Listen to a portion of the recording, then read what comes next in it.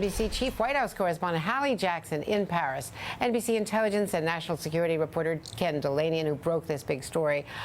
Hallie, first to you. The president denying that there was any problem here, saying everyone does it, putting the best possible face on it at the joint news conference, still having this Russian controversy, if not scandal, overshadowing, if you will, a big day in Paris.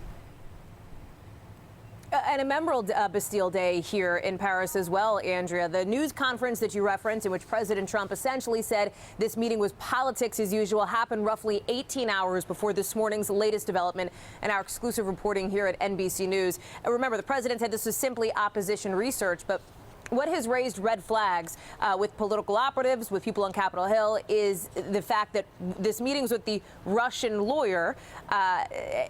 And now we have learned, as you referenced, that there was another person in that meeting, and in addition to that, one other person too. And I want to just kind of get my thoughts together here, because you described to this person as a Russian-born American lobbyist. He actually spoke with the Associated Press, Renat Akhmetchin, and he confirmed to the AP that he was involved in this meeting. Obviously, we wanted to get in touch with Donald Trump Jr.'s lawyer as well to see what he had to say about this. And here's what Alan Futerfas says. He says it was not just the Russian lawyer, but two additional people who accompanied her to this meeting in June of 2016 to Trump Tower. Somebody he describes as a translator, and somebody else that he describes as a friend of Emin's, meaning Emin Agalarov as well.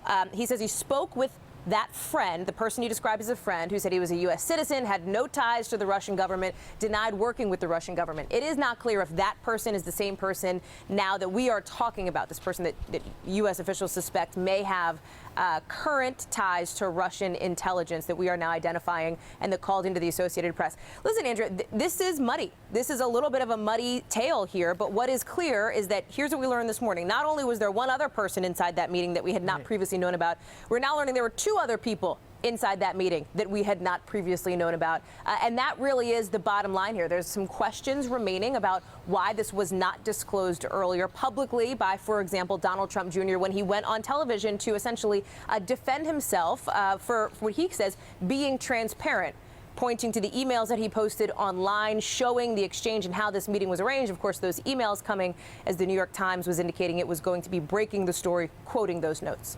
Andrea? And Ken Delanian, you broke this story today.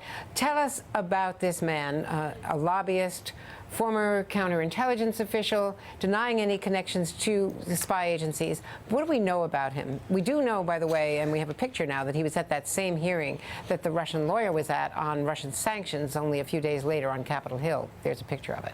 Yeah, Andrea, he's a sort of a classic Washington type, right? He's been described as a gun for hire. He's Russian-born. He did serve in the Soviet military. I wouldn't want to overstate it, but part of his job included counterintelligence. And then he moved to the United States, became a U.S. citizen, became a lobbyist. He has represented causes near and dear to the heart of the Vladimir Putin government, including trying to challenge these Magnitsky Act sanctions and the story behind that. But he's also represented folks on the other side of Putin.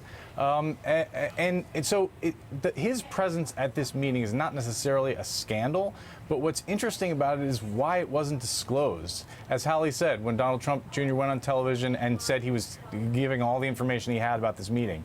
And then secondly, Hallie said it was muddy. It is muddy, but what isn't muddy is the language in those emails from Rob Goldstone, where he was representing that the Agalarov family was, on behalf of the Russian government, offering derogatory information about Hillary Clinton through this lawyer and through Renat. Now, they tell an entirely different story. They say they didn't transmit derogatory information at this meeting. So that's the big question. That is muddy, but those emails sure aren't muddy. And there's no doubt that Bob Mueller is taking a hard look, as are the House and the Senate, at all the circumstances surrounding this meeting.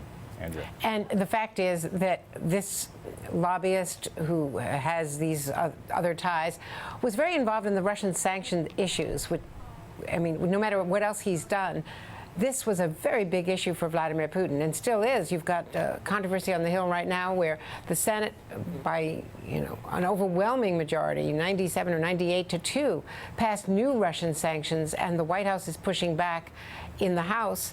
And that is a current issue right now on Capitol Hill. So Ken, absolutely is. Oh, sorry. Go ahead. No, you go ahead. With the sort of muddy connections here. One wonders why, if Don Jr. was going to go on Hannity, obviously a friendly forum, and let it all hang out and claim transparency, why he would leave out such important key factors as who else was in the room. It's a mystery. I mean, giving him the benefit of the doubt, maybe he didn't know who this guy was. But you're absolutely right. He is in the middle of a deep controversy in Washington.